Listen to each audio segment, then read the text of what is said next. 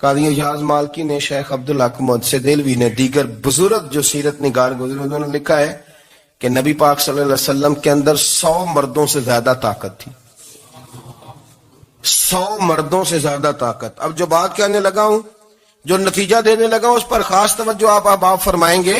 ذرا فکری طور پر، نظریاتی طور پر ایک چیز کو سمجھیے. ہم سمجھتے ہیں کہ جوان لڑکا ہے جی جو مرضی کرے، عمر ہے جی.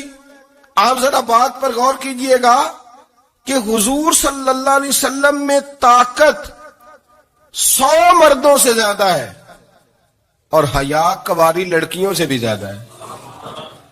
ذرا اس بات کا تقابلی جائزہ کیجئے گا کہ طاقت 100 مرد سے زیادہ ہے لیکن حیا کواری لڑکی سے بھی زیادہ ہے. اس کا معنی یہ ہوا کہ جس ٹہنی کو پھل زیادہ لگ جاتے ہیں وہ جھکا کرتی. تو حیا تو حسن ہے، حیا تو آپ کو پاک صاف کرے گا، حیا تو آپ کو نرالا کرے گا، انوکھا کرے گا. وہ ہمارے ایک دانشور ہیں، انہوں نے مضمون لکھا، کئی باتیں بڑی پسند آتی ہیں. وہ کہتے ہیں کہ میری اہلیہ، ان کو بھی کسی نے مس گائیڈ کر دیا تھا، حالانکہ اچھی خاتون ہے، کسی نے مس گائیڈ کر دیا. تو وہ بھی سماجی اور ویلفیئر، اور یہ خواتین کو شوق ہوتا نا بننے کا، تو وہ بھی سماج کے اندر اچھا مقام تلاش کرنے کے موڈ میں آ گئی. تو کہیں ایک دن جانا تھا تو بڑی بن سور کے میرے ساتھ وہ گاڑی میں بیٹھ گئی. تو میں گاڑی میں، عورتوں کو یہ بھی مسئلہ ہوتا ہے نا کہ ہماری تعریف کرو، تو کئی دفعہ بعد مردوں بیچاروں کو جھوٹ بولنا پڑتا ہے، تو زبردستی کراتی ہے نا جی. تو اس میں گنجائش بھی دی ہے شریعت نے گنجائش دی ہے کہ کبھی بیوی کو راضی کرنے کے لیے خلاف واقعہ بات کرنی پڑے تو کر لینی چاہیے.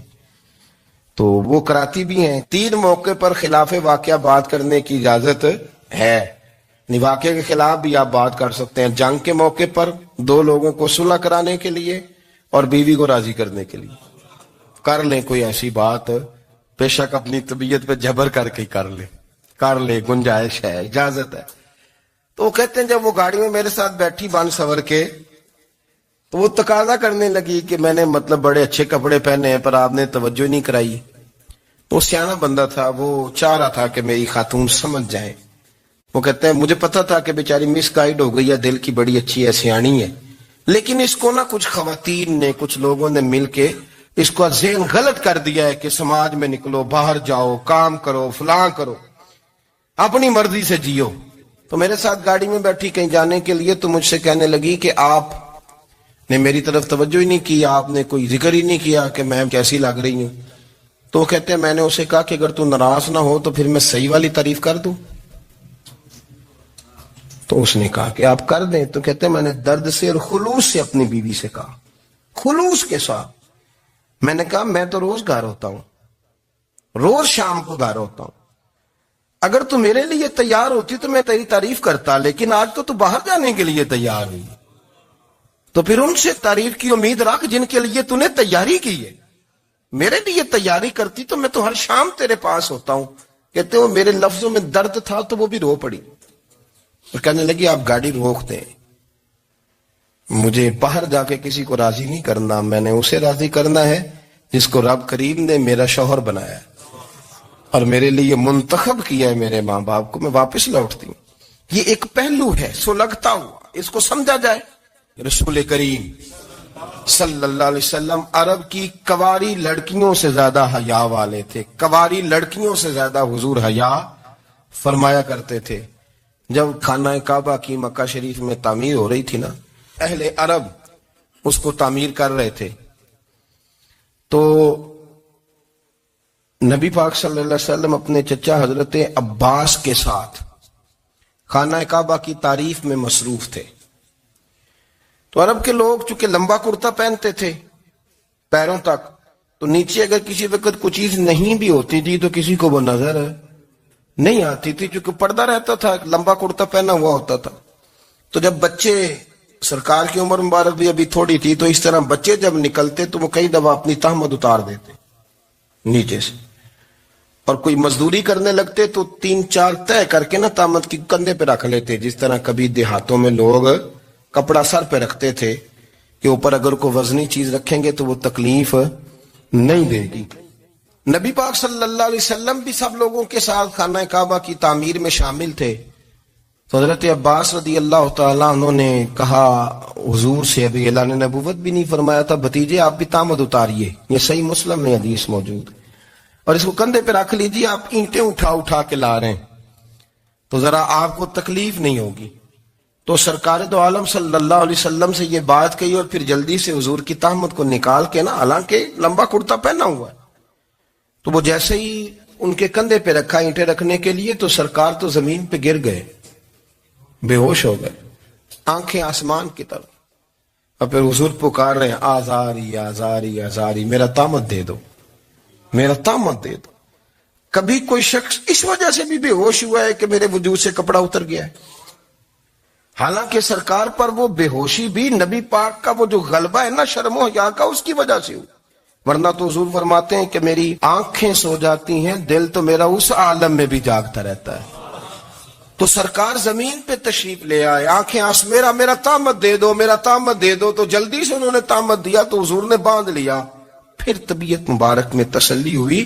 یعنی ہم اس رسول کے غلام ہیں کہ جن کے تو وجود سے کپڑا اتر جائے تو حضور برداشت نہیں کرتے، قبول نہیں فرماتے، تکلیف شروع ہو جاتی. لیکن یہاں نوجوان ہیں اور بڑا قد کاٹ ہے اور بڑے بڑے سمجھدار لوگ ہیں، گرمی آتی ہیں تو شارٹ کپڑے پہن کے گھومتے ہیں.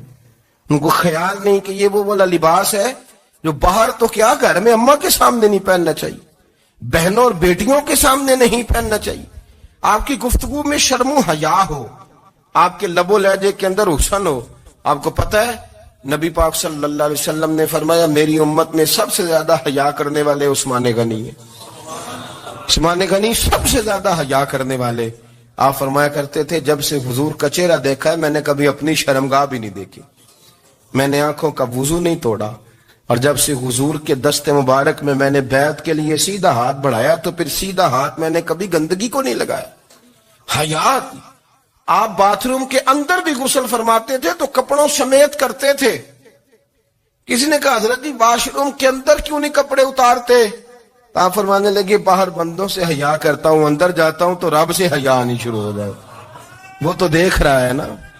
تو میں جو بات آپ کی خدمت میں عرض کرنا چاہتا ہوں اس کو آپ سمجھیے گا میرے عزیز، کہ شرم والا مزاج، گفتگو بھی شرم والی، آنکھیں بھی شرم والی، لباس بھی شرم والا، دوستی یاری بھی شرم والی، بہت ساری ایسی باتیں. دیکھیں نا آپ ذرا، میں نے کہا کہ باتوں کو سن کے گزر نہ جایا کریں، اس کی گہرائی پر غور کریں.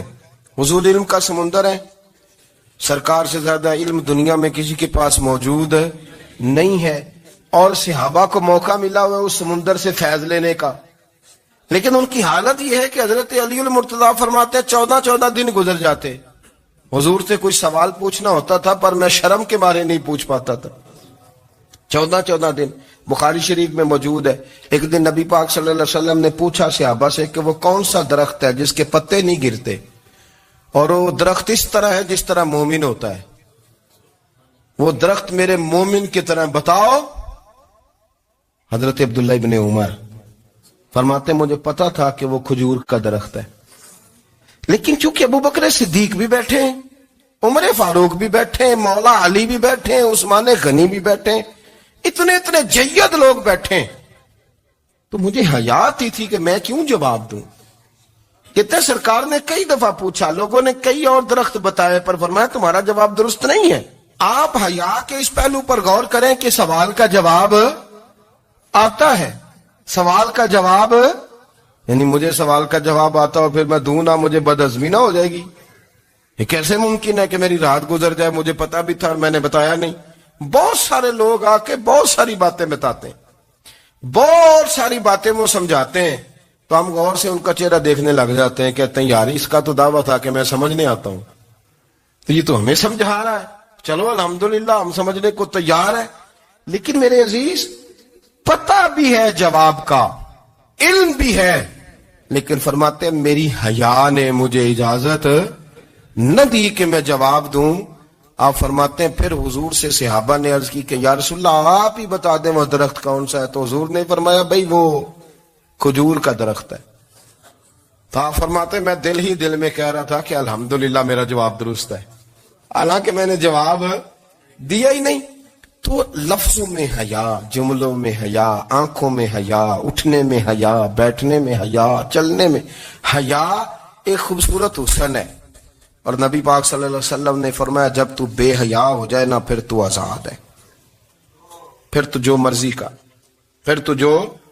اس لیے بزرگ جب کسی کو بے حیا کہتے تھے نا،